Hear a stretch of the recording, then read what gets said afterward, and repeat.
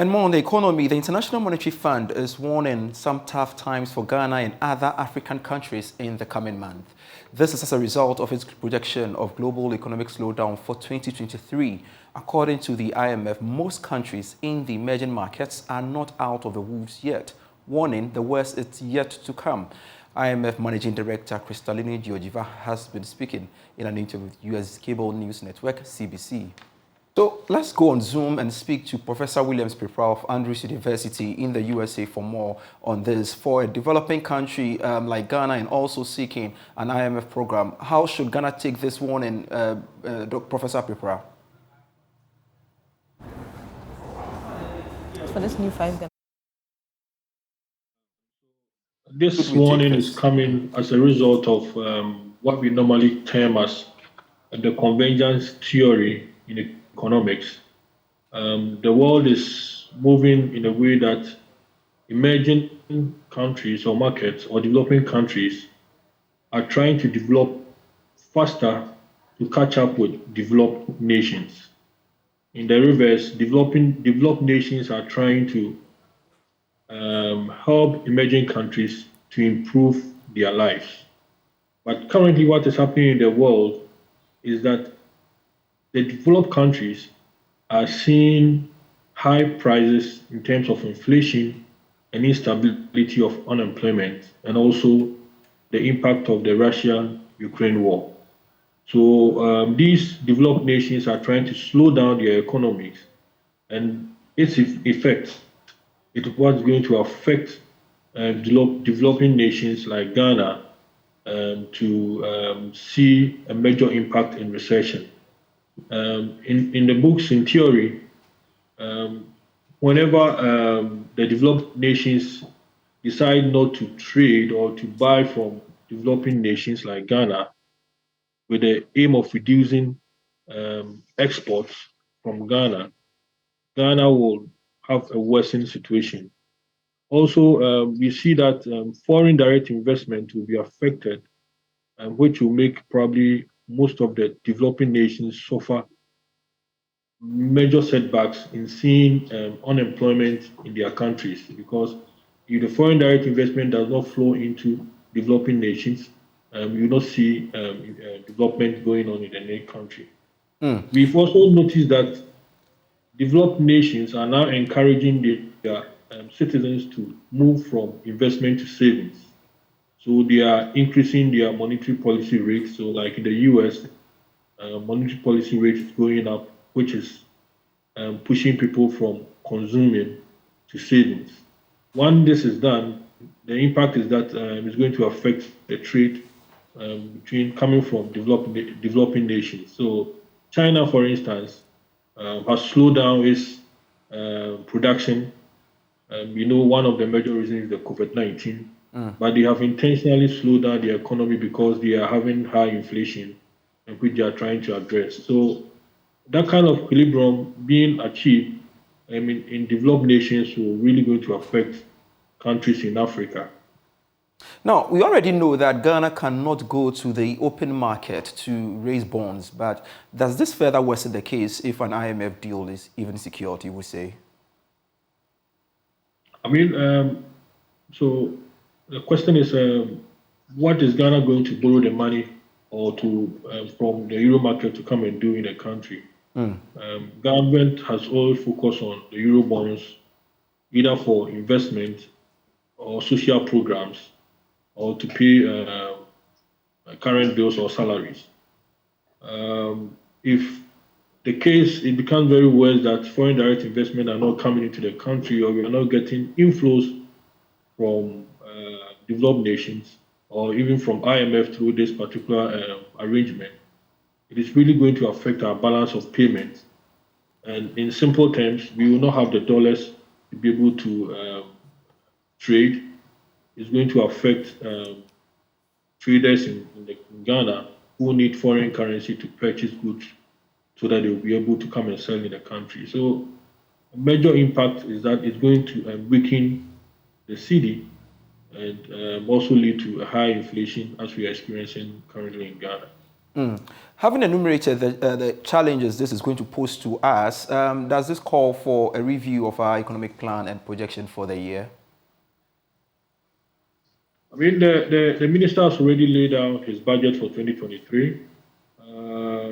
One area probably which the World Bank agreed with them, or IMF agreed with them, was the social intervention programs, like the free SHS, that they will allow them to continue. But it really requires government to scrutinize its expenditure, judiciously use the funds for the proper items that they or expenses they want to incur. It also requires government probably review his capital expenditure line items in terms of development. And some projects like Agenda 111 may suffer a little bit. If government will have the opportunity to also slow down the demand from labor in terms of increase in salaries, it's also going to help reduce the wage bill. Simply put, government will have to find a proper way to use the little revenue that we have to be able to take care of Ghanaians. At the moment, about 70% of taxes is being used to pay interest on loans. So the situation is getting worse by the day if the debt exchange program is not also agreed by citizens. Government will have to deep in cutting a lot of expenses to be able to survive. Trying to figure out whether this will have an impact on the external debt exchange program and subsequently securing an IMF deal. Would that play out? I mean, it's become obvious that the world is moving into recession. Investors will probably want to cut their losses. So I'm sure with the foreign investors, they will be ready to accept some haircuts in their investment.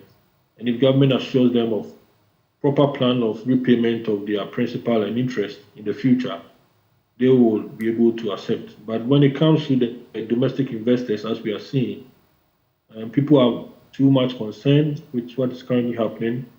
Already the CD has devalued, which means that investment has devalued. Inflation rate is even higher than treasury rate.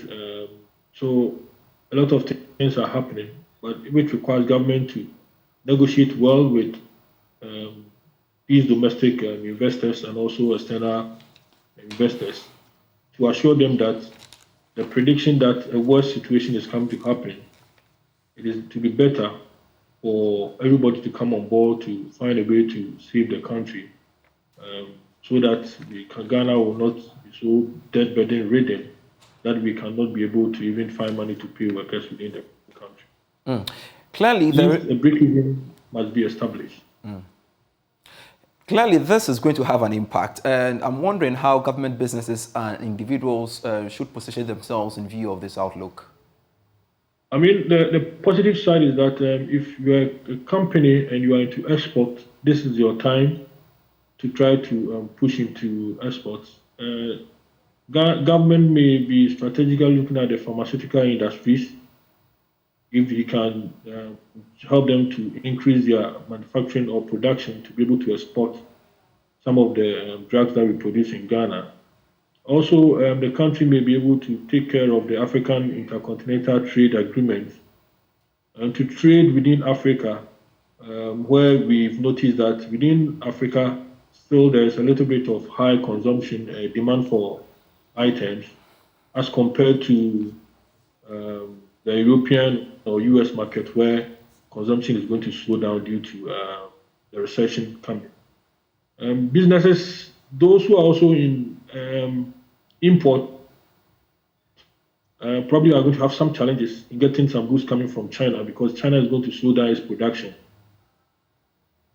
There seems to be a shortage of goods that will come from the West and the East because of their strategy of slowing down their economies, which requires that probably imported items into the country will see a high price. So government may have to come out with probably a plan of substitution to make sure that we get some goods we commonly depend on into the country. My understanding is that 15% of goods we need in Ghana are only producing in the country.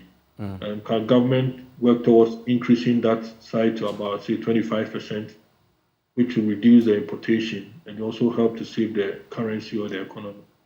All right. Professor Prepra, respectfully, do you think the warning could lead to a cut in grants to African countries, and what could be the implications? I mean, already that signal has already been given. Our president took a position that Ghana may have to do without aid. That agenda already sent a signal that probably we want to stand on our own. Once you come up with that kind of policy, your bilateral institutions dealing with Ghana will also go and strategize.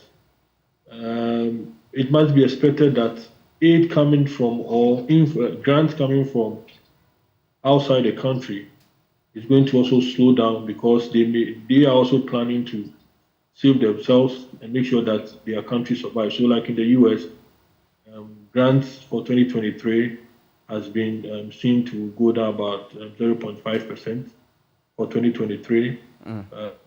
Europe is also going to see similar things because their economy is going to see a major challenge in 2023. And with the Chinese, sometimes they have their own strategy. Though they are suffering, they will find a way because they want to dominate Africa, to push some money into Africa. So Ghana's best bet probably is to find a proper alliance with the Chinese to get some money coming to Ghana. It's going to be a little bit difficult to get funds from Europe and the US into the country. Grateful, Professor Williams Prepra, for your insights this evening.